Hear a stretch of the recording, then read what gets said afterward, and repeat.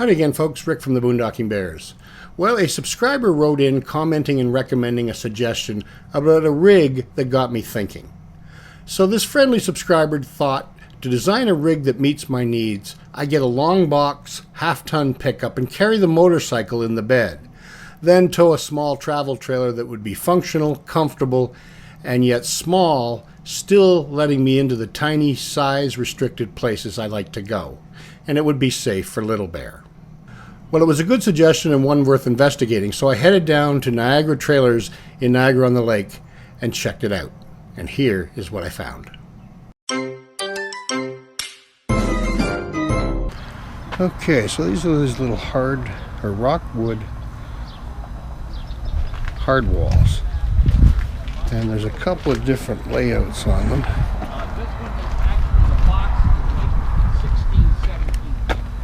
This one's got a big locker, propane, electric jacks. This is brand new. It's got this collapsible squared off end. I guess gives you more room. This is the A214 hardwall, HW. Forest City. So let's go in and have a look.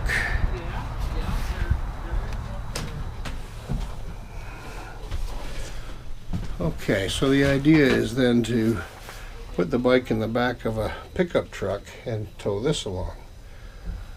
So you got a little bed area, a dinette. Oh, I see. So they got this squared off area, which, what is this? Yeah, wow, little wet bath.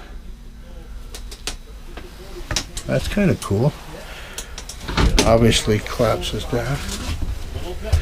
We've got a kitchen.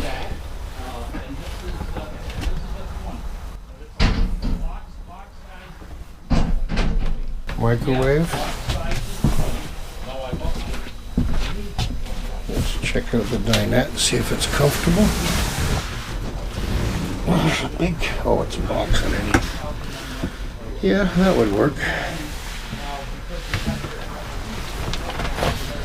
Got a fair bit of storage in this one. Got some storage there. 3-burner stovetop. Sink.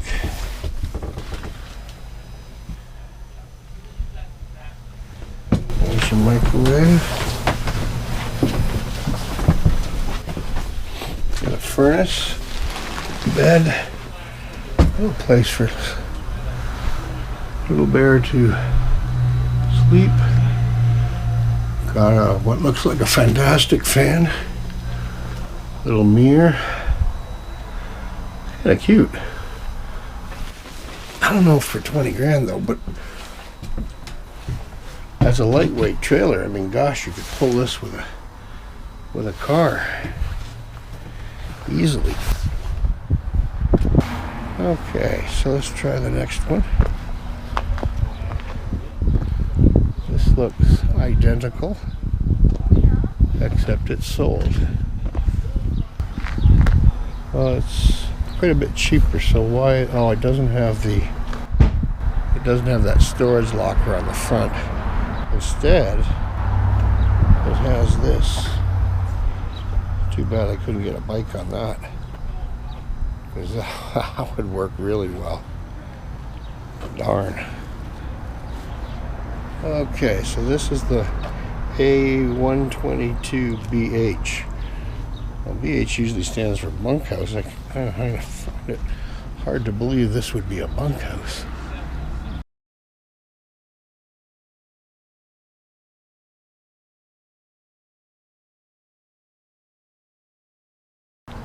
Okay, so this one's a smaller unit, I think. Oh, it's locked. Okay, well, we'll move that one. And now we'll try this one. Well, this looks similar. Now this one doesn't have the, see, that one has the squared off end. This one doesn't. It has two skylights, bubbles. This is a 122S as well. So let's go in, check it out. Okay.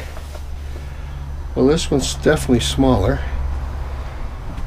It has the bed. It has this funny little clothes rack, I guess, that just hangs from the ceiling. I suppose that's cool. Yeah, it's not bad. It's got a fantastic fan. And then it has this dinette.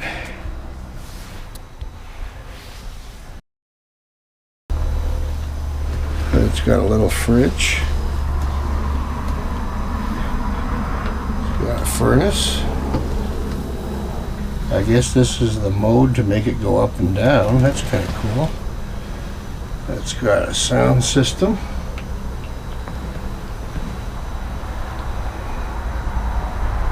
And there's your bed. And we got a sink. And a 3-bit burner stove top. It's kind of different. You got good light in here, but it doesn't have air conditioning, and it's hot in here, and it's not a warm day out. But it does have the fantastic fan, which I suppose would help. Okay. So these little A-frames are pretty cool. I got some storage in there. So the storage, I got one storage. Oh, I got another storage here. Help if I don't bang the camera with my other one. Okay. No bathroom in this one. That's the difference between the bigger one. The squared off end has a bathroom. And I think if I was going with a trailer, travel trailer, I would want a bathroom. So this is Niagara trailer. Good folk, been here before. So they got the 3 of these. Look at this little guy. This is a little tiny trailer with a slide out. Forest River Genuine Classes rpod. 18 feet with a slide out. How crazy is that? RP 180. Let's have a look.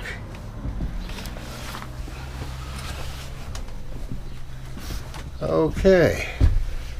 Jeez, for a little tiny trailer, this has got pretty functional stuff. Okay, so we got a bed there with windows and cross vent. We got air conditioning.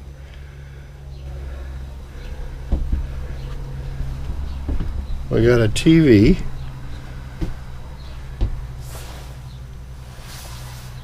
And stereo.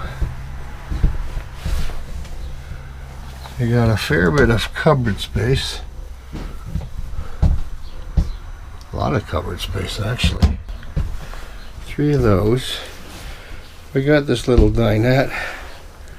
Let's check out how well it works.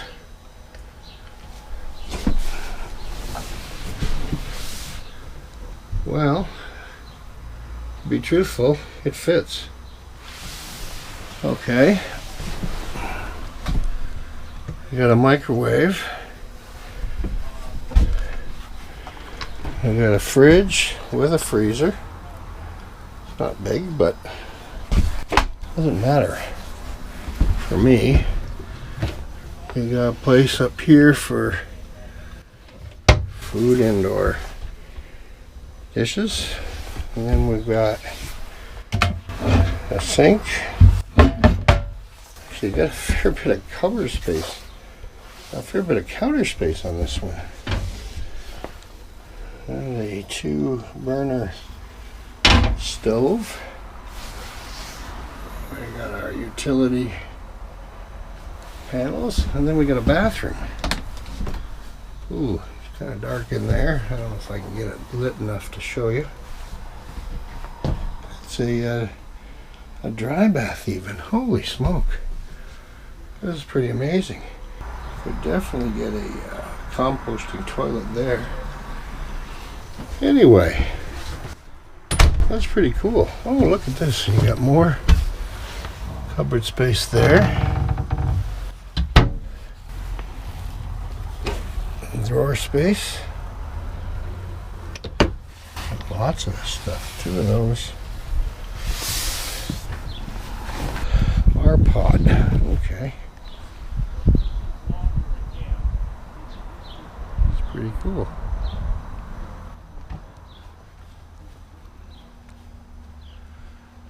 An 18-foot trailer with a slide. That's amazing. Mind you, they want $24,000 for it. That's before I start negotiating. This one only has a hand crank. I don't like that. There's propane. It has stabilizers. Single axle. Isn't that wild? Okay, so there's another one. It's the same. This one looks the same. Well, maybe it isn't, because that slide seems to be out farther. Yeah, that slide wasn't all the way out on that one.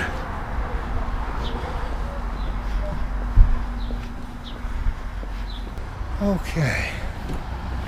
Let's continue on with these little rpods. Okay, so those all seem to be roughly the same. I love coming to Niagara Trailer. They got very cool trailers. Now, they don't have motorhomes, Class A, Bs, or Cs. They're strictly trailers. But that's okay. Okay. Okay, so that was an interesting look at the Forest River Rockwood collapsible A-frame trailer and Forest River's rpod trailer. And considering my use and requirements, after thinking about them for a little bit and factoring in the 2 must-haves of traveling with Little Bear and a Burgman 650 scooter, I found some distinct pros and cons to this idea of carrying the scooter in the bed of a pickup and then towing one of these types of trailers. So first off, let's deal with the pros.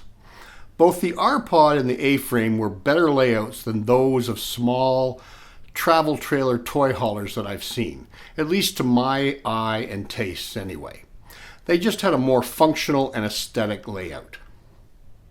The second big pro is that I would have no need to buy a motorcycle trailer to tow the bike, and that would save me some money. So that's a pro. Another pro is that I found them both safe, light, and kind of cute. Now, another advantage of these trailers is the small size, so maneuverability is easy, and not insignificantly, these trailers are accepted at all campgrounds, whereas slide-in truck campers are sometimes refused. Now, as far as storage goes, I'm listing it as a pro if I use an extended or a crew cab pickup. I really don't have that much stuff when I travel. Some clothes, a hibachi barbecue, some cast iron cookware, my video equipment, a laptop, and after that, just some convenience incidentals like chairs and a portable table or 2. Now, all of those things would fit into either the trailer storage or the back seat of the pickup. So yeah, I think storage is a pro. So now for the cons. Well, first off, for both trailers, there is a storage problem. Okay, I've made storage both a pro and a con. As I said, I travel light, but there may come a day when I want to bring along more stuff, like a pop-up tent canopy or a portable solar panel or maybe a generator, an inflatable boat, or gear for any new hobby I might take up. In those cases, then storage could become a problem. The second con is a rather large one. Loading and unloading the scooter from the pickup single-handedly presents some potential problems.